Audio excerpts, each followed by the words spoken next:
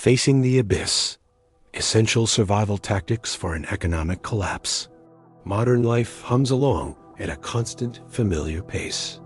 We tap our phones to transfer money, drive through automated checkouts, and rely on an intricate web of global trade to deliver our daily comforts. Credit flows like water. Supermarket shelves are always stocked. The lights come on with the flick of a switch. But what happens when that comforting hum suddenly falters? For decades, the idea of an economic collapse was dismissed by most as fringe paranoia. But now, more and more people are starting to ask, what if it's not just a wild theory? What if it's a possibility we've been too comfortable to consider? When banks freeze withdrawals, currencies crash, and essential services break down, it's not just Wall Street that takes the hit. It's your neighborhood, your pantry, your daily life. This isn't about panic. It's not about selling fear. It's about facing reality with calm, calculated preparedness. Because when systems fail, the line between normalcy and chaos can be thinner than we'd like to believe. Let's break it down. What does true preparedness look like if the economy we depend on starts to unravel?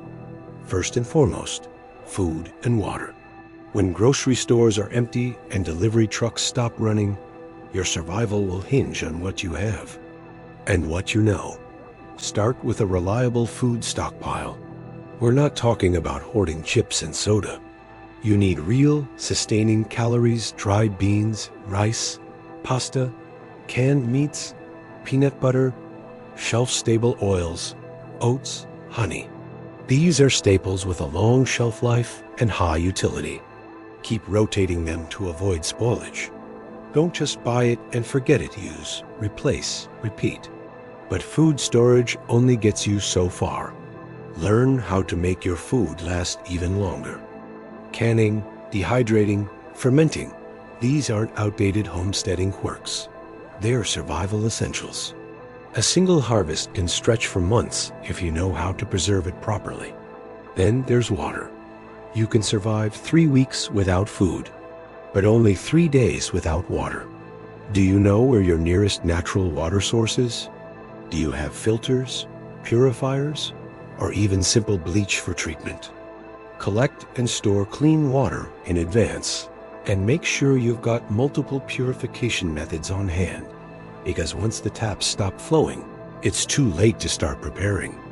Growing your own food isn't just a hobby anymore, it's a lifeline. Even a tiny balcony garden can provide herbs, greens, and nutrition when the supply chain breaks. If you have the space, go bigger. Learn about composting, seed saving, and companion planting.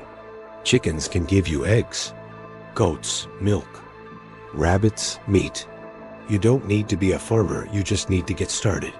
Now let's talk about self-sufficiency. Because when the world around you slows or stops, the only systems you can truly rely on are your own. Start with energy. When the grid fails, you'll need a fallback. Solar panels, portable generators, wood stoves, these aren't just luxury backups. They're potentially life-saving. Learn how to maintain them. Learn how to wire a basic circuit or repair a broken appliance. The more you know, the less you depend. Medical preparedness is another non-negotiable. Pharmacies might not be open. Hospitals could be overwhelmed. Stock a solid first aid kit, but more importantly, know how to use it. Take a course. Watch tutorials. Read up on herbal remedies, wound care, even basic surgical procedures. In a collapse, knowledge isn't just power, it's survival. And don't forget repair skills. In a disposable culture, we've lost the art of fixing what we own.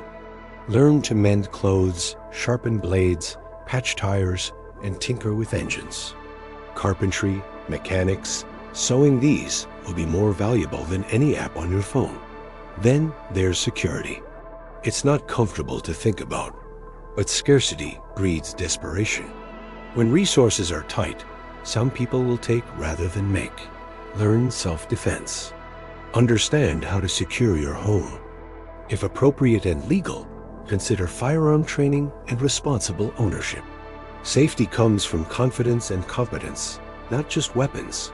But survival isn't just physical. It's financial too. When currencies collapse, what holds value? Cash might get you by in the early stages, but once hyperinflation hits or banks close, it loses its power. Precious metals, gold, silver hold intrinsic value. So does land, so do tools, so does knowledge. Think tangible. Think practical. More importantly, think local. In a barter-based society, what can you offer? Are you the one who can fix a broken generator? Bake bread? Watch children? Build a fence? Your skills may become your currency. And while we're talking about money, get out of debt. Now, high-interest loans, mortgages, credit cards, they're shackles in a stable economy and anchors in a sinking one. The less you owe, the more freedom you have when the tide turns. But perhaps the most overlooked asset in a collapse is community. No one survives alone, not for long. Start building relationships now. Connect with neighbors. Create small, trustworthy circles of people with shared values and varied skills. Grow food together. Train together. Share tools, time, and knowledge. Host workshops. Teach each other. The stronger your local network, the less you'll need the global one. Make plans. Who does what in a crisis? Who guards the perimeter? Who treats the sick? Who teaches the kids? Clarity prevents chaos. Trust is the glue here. Vet people carefully. Talk openly. Do joint projects now before you're forced to rely on one another. A resilient community is like a living organism. It adapts, survives, and thrives. And finally, the most critical survival tool, your mind. Economic collapse isn't just a logistical crisis. It's a mental war. Fear, uncertainty, loss, loneliness. These can paralyze you faster than hunger. Build your mindset. Train yourself to stay calm under pressure. Practice gratitude, even in hardship. Stay realistic, but never cynical. Find reasons to move forward, even small ones, and never stop learning. The rules will change. Adaptation is survival.